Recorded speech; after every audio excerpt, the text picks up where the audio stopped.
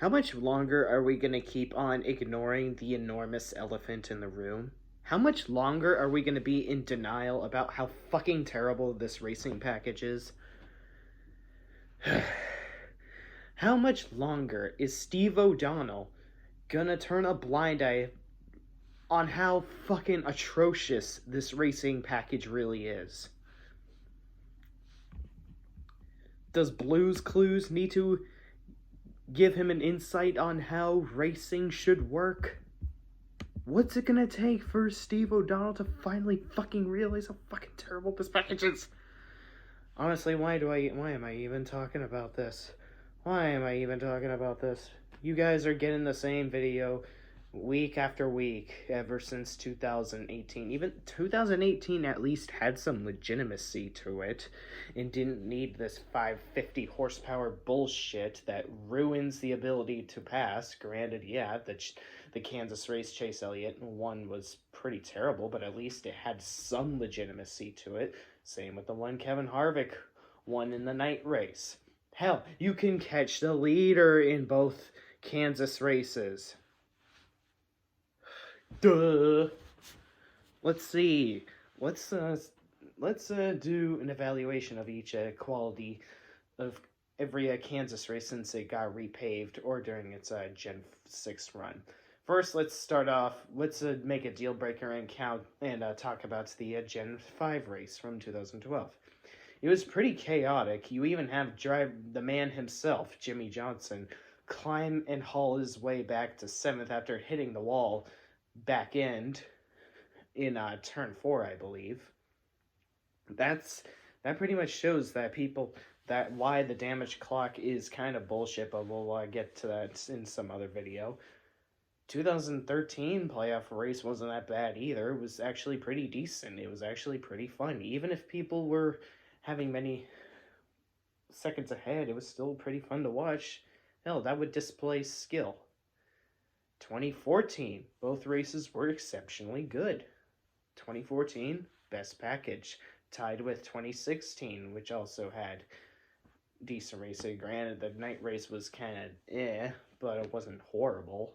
You can at least still compete for a win to some degree.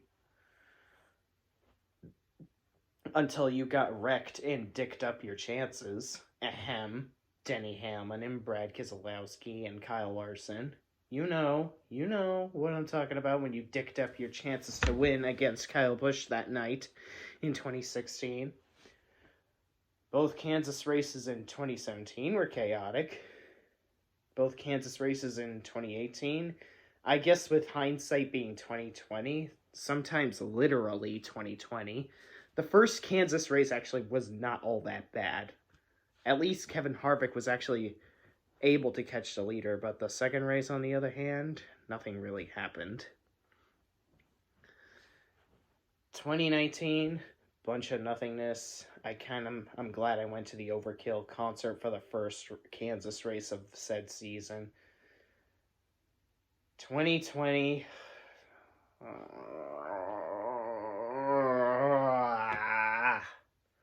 why am I talking about this? Why? Why am I even trying to find excuses to watch this race? I mean, this season, other than to see Jimmy Johnson's last moments, whether he fucks up or wins. Winning is officially out of the question at this point, with all the plethora of bullshit and neglecting that he's been slapped in the nuts with. It's becoming ad nauseum to even recap the bullshit finishes, the bullshit performances Jimmy Johnson has succumbed to. It never fucking fails. Ever. I can drop as many coins into a wishing well all I want. It's still not going to come to fruition. Oh, wait. I know what could happen. I could just drop a whole bunch of coins and say I wish I could understand women, and then Jesus Dale could say, okay, I'll have Jimmy Johnson win the final 3 races. Huh? No, for fuck's sake, I'm probably going to be a master at understanding women since...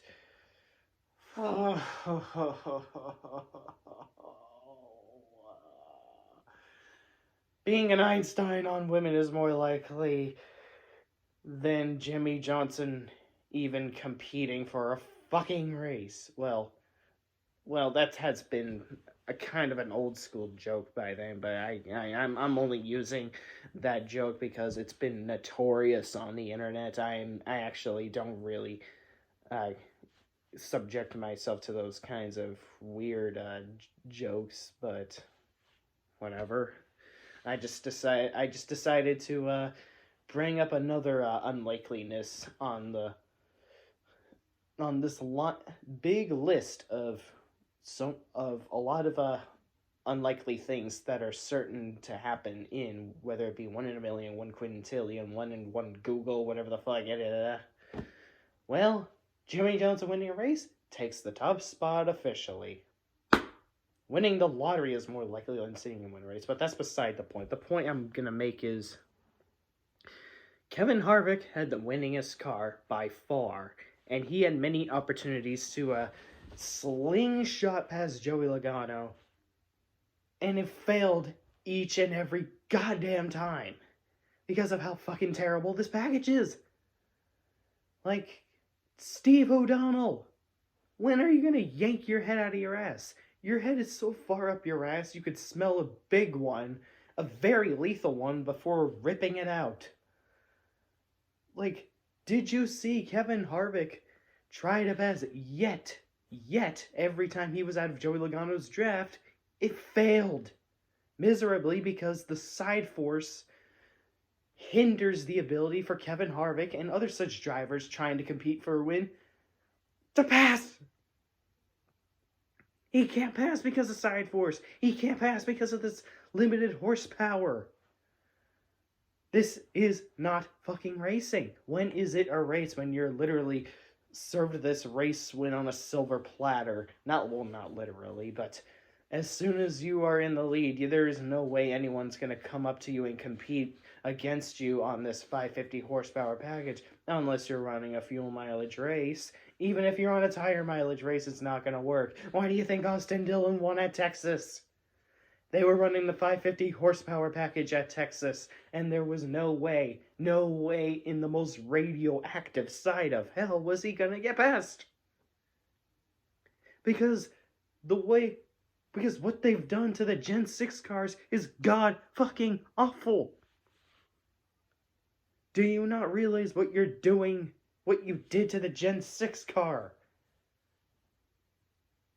Gen 6 was a great idea, going so well in 2013, 14, some cases 2015, but a lot of it was a failure in execution, especially the playoffs with the poor authoritarianism. 2016 it went well, 2017 it went well, 2018 some races okay, I guess, but a lot more bad. 2019, almost overall bad. Sometimes there's this faint glimmer of hope we have for 2020 that has memorable racing, but then right when we think NASCAR is back to the better days, misery rears its ugly face when we get dog shit like this. Thank fuck shit tracks like Kentucky are finally off the schedule. Sad for Chicagoland, because honestly, Chicagoland was always one of those exceptional intermediates, but what's there to say we can't at least have a slither of hope for 2021? 6 road courses on the schedule. Auto Club is being reconstructed into a road course, which was kind of out of left field for me. You didn't really need to transform that intermediate into a short track, but hey, I guess whatever you need to do to save the sport from collapsing. Hell, let me read some messages from my best friend Lane Chavez, who's not even a NASCAR fan to begin with, sent to me following the bullshit Talladega finish. Alright, let me read some messages from said best friend of mine, who has been a best friend of mine for quite some time, since 2015. NASCAR should hear out the fans and know what they want to see in this sport. I'm willing to bet the majority would like the older format to return, my bad. I would. Yeah, most NASCAR fans agree with you there, Lane. The old format required you to be the best all season. The best all season long, require the most points, work the hardest, and boom, you're the champion. But that's beside the point. Yes, whoever performs the best and earns the most points by the end of the season is declared the winner. There's a saying, if it ain't broke, don't fix it. That's what I've been saying for fucking years. And yet NASCAR is still in the worst of shambles ever. Holy fuck. God damn. And then in response to him, and then his response to me when I said, how am I still soldiering through this?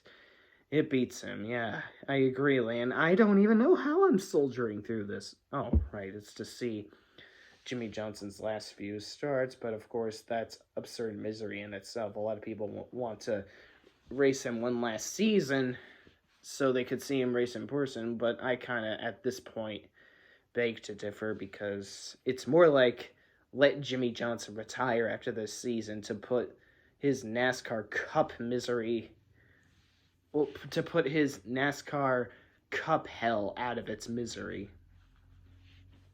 Let's just hope NASCAR will get their head out of their asses and perhaps listen to their fans, and maybe things could change for the better in the sport. History shows that listening to your followers increases your odds of positive reception. Absolutely right you are, Lane Chavez, aka Hairmel Brony 1016. I mean, do you think my buddy Michael Gordon, aka Ranter and Shades, would get to where he is without the criticisms he received? Or constructive criticisms, that is, because not every piece of criticism is constructive or useful. Some is about as useful as a screen door on a submarine, an ashtray on a motorcycle, but that's beside the point.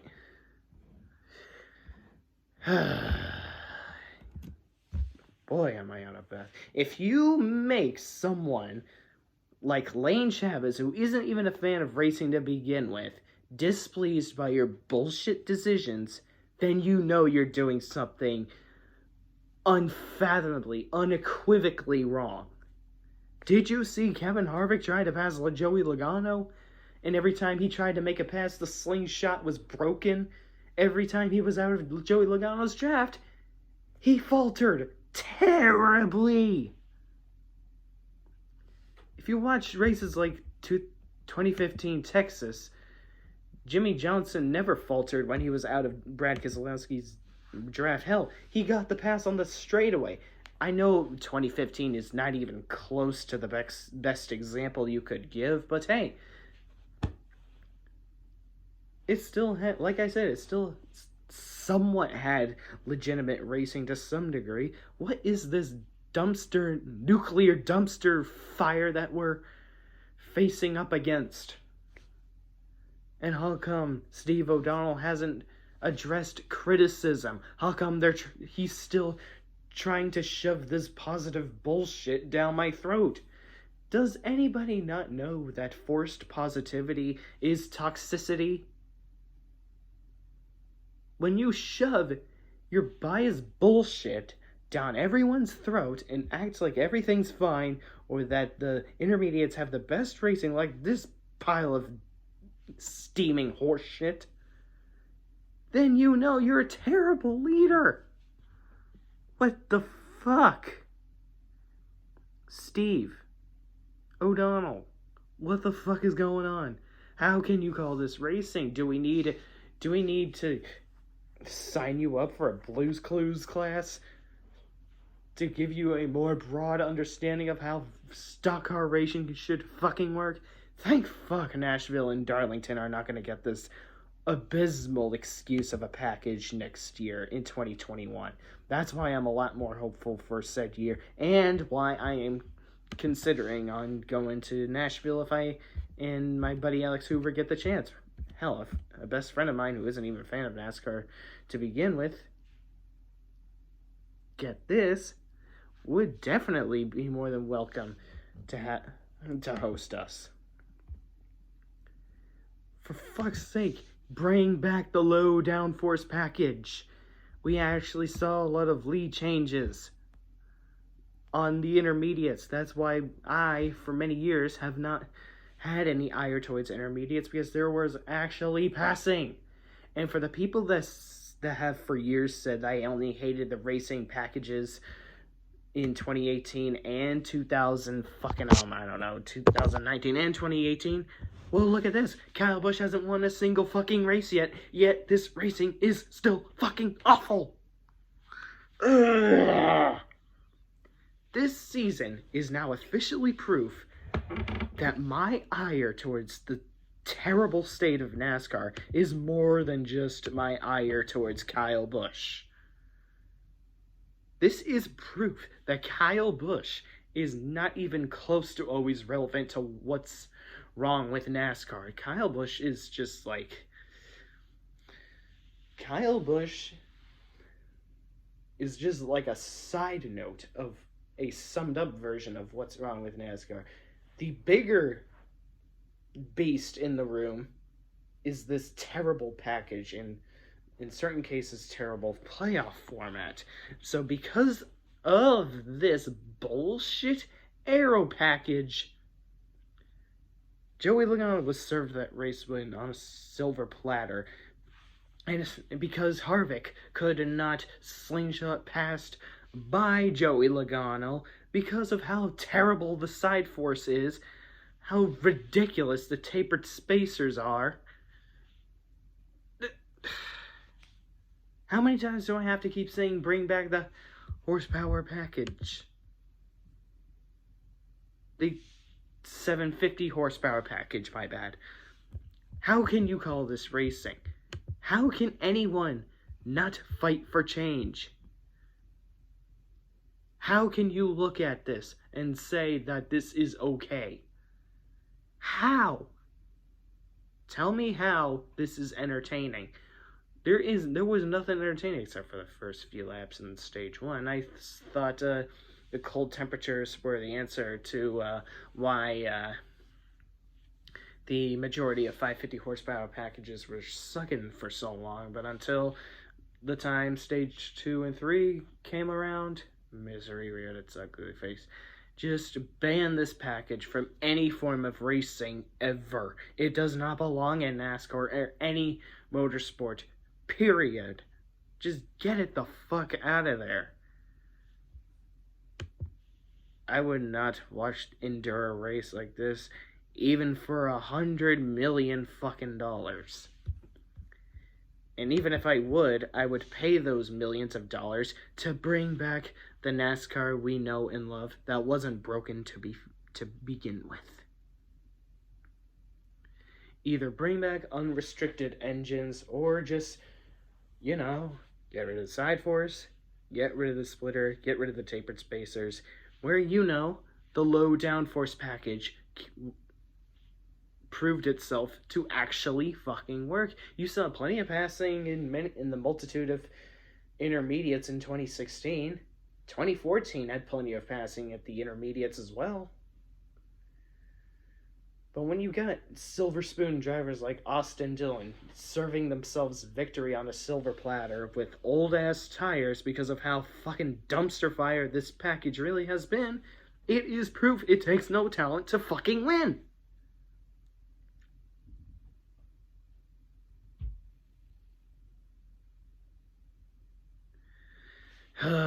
What was the purpose of this package to begin with? What exactly has it accomplished other than make an embarrassment out of NASCAR? Remember how you were always mocked for watching a sport that revolves race cars going around in circles and around and around and around and around and around?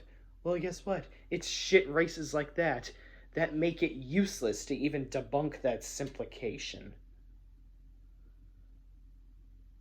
If that's a word.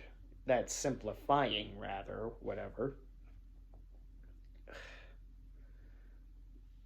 It's been almost worthless to defend NASCAR ever since this package was slapped in its nuts. Like, what the fuck is this? I would hope that this would give a wake-up call to NASCAR on how they can fix their racing package and make it right once again. But knowing NASCAR and their obstinance,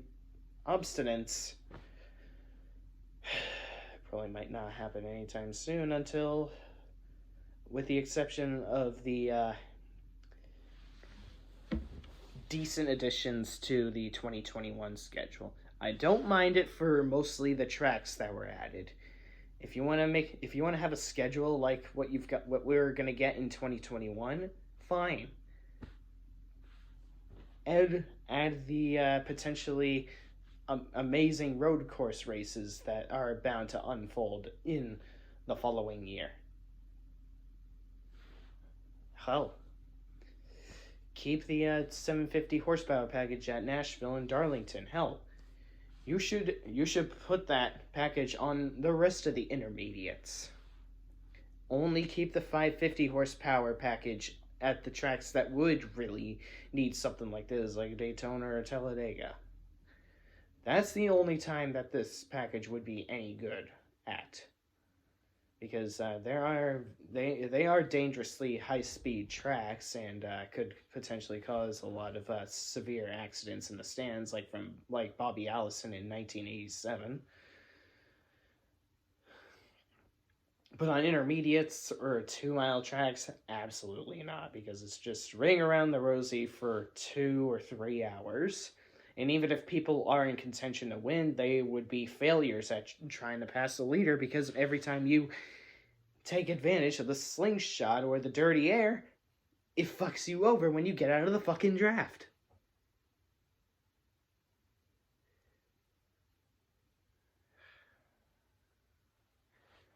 And do I even have to go over the same old repetitive performance and fucking bullshit luck that Jimmy Johnson had to endure today yet again?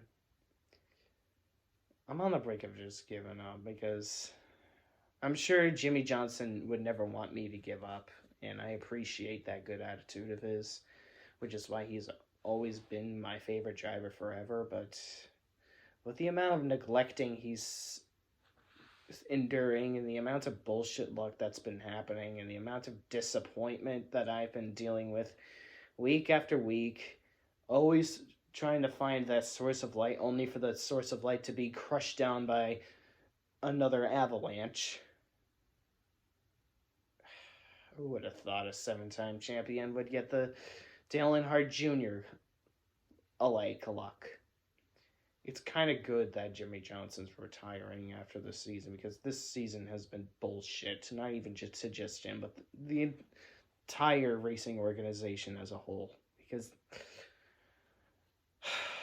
NASCAR, how much longer until you realize that you're hindering the product? That your product. How much longer is it going to take until you realize you need to fix what is broken at these intermediates, such as the 1.5 miles and 2 mile and then 2.5 mile tracks? Well, they already sort of got there by turning Indianapolis into a road course, so score 1 for us. In the intermediates that are only hardly under 1.5 miles, like Darlington and Nashville,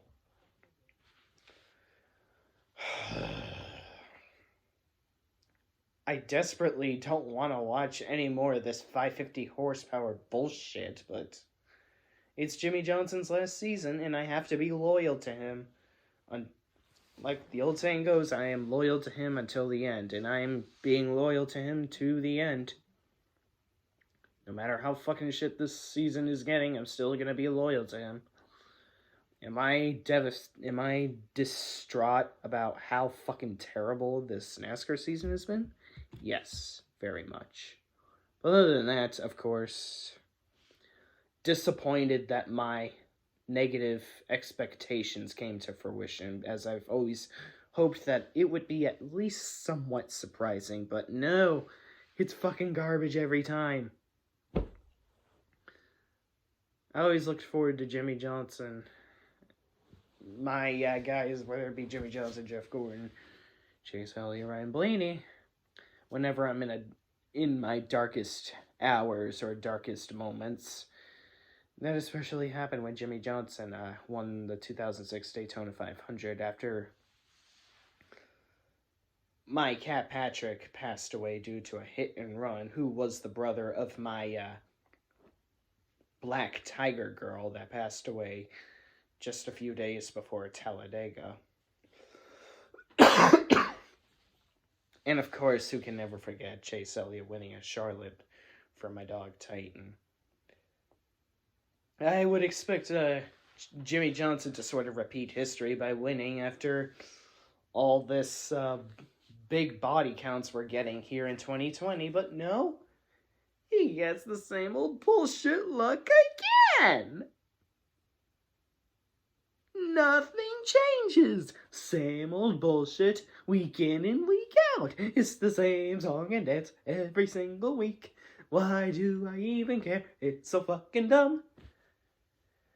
No, the sunshine never comes. The day that never comes. Honestly, I'm just at a point where Jimmy Johnson winning a race in a non-NASCAR organization means more to me than just another tiny win to tie big names like Darrell Waltrip and Bobby Allison. Why did he have to be one win short before falling into this horrendous slump? One win could have made an enormous difference. He shouldn't have run out of gas at the Coca-Cola 600 in 2017. God damn it. For fuck's sake.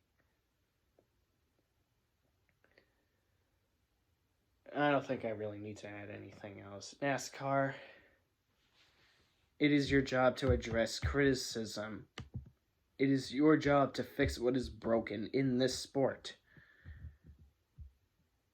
I really wish I could debunk the whole simplement of the whole NASCAR is just turning left mantra, but because of dumpster inferno races like this that suck even harder than a vacuum of space, that pretty much cements their case inadvertently.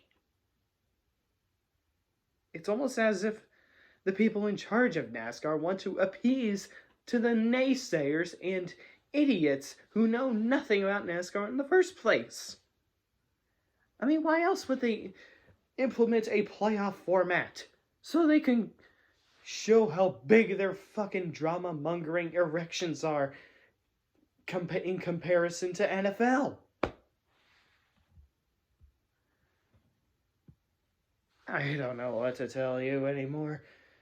Kevin Harvick had many chances to slingshot past Joey Logano, but that dirty-ass fucking air hindered his chances of even potentially passing him.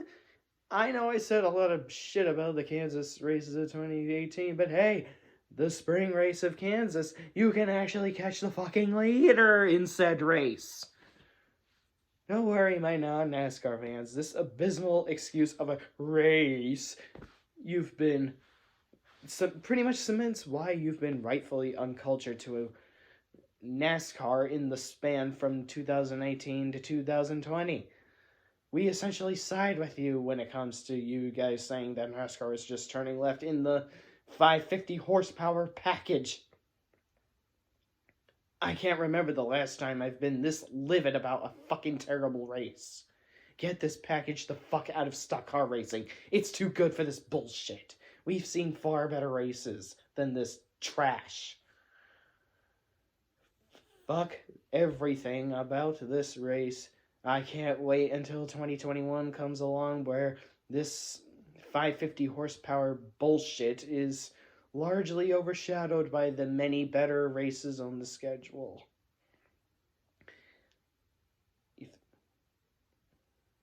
Gen 7 can't come fast enough. And that's as if I'm being very generous with my optimism. I hope I can turn out wrong with my pessimism at one point, but until then, I keep on being right. And I hate it when I'm right. Of course, this bullshit had to happen after such a happy race weekend. at the Charlotte Roval. It's not even just because Chase Elliott won. I really genuinely thought that was an amazing race to watch. Even when he fucked up, he still had a chance to win. That's what makes NASCAR fun to watch. Even when NASCAR drivers fuck up at a certain point in the race, they still find a way to recover from it. CC 2006 Indianapolis, anybody? When Jimmy Johnson had a right front flat or something like that, I don't know. But then came back to win the race. That's NASCAR racing. That's insane NASCAR racing. Bristol is another good example of exceptional NASCAR racing of this in the playoffs. Both Dover races did damn well. The Daytona Road Course was also an exceptional race. Daytona, while it should not be the final regular season points race, was also a good example. 50-plus lead changes. That's exciting. But this pile of steaming hot dog shit? Fuck!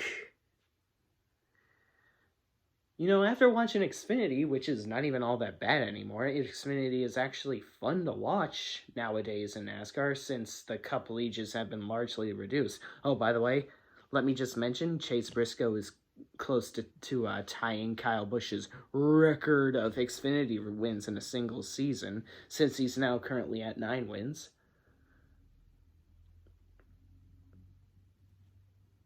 After watching the Xfinity race at Kansas, I was actually having a decent amount of expectations for the Cup race, because I always thought the Kansas races were hectic. Oh, is it bad that I had positive expectations going into Kansas? Well, because of how I tend to recap how chaotic many Kansas races in the past tend to be some of the most memorable races of my NASCAR days, maybe I was just thinking too far outside of the box. I mean, what was I thinking that this Kansas race was going to be fun to watch under a 550 horsepower package? What the fuck? I'm tired of repeating myself. Fuck this bullshit.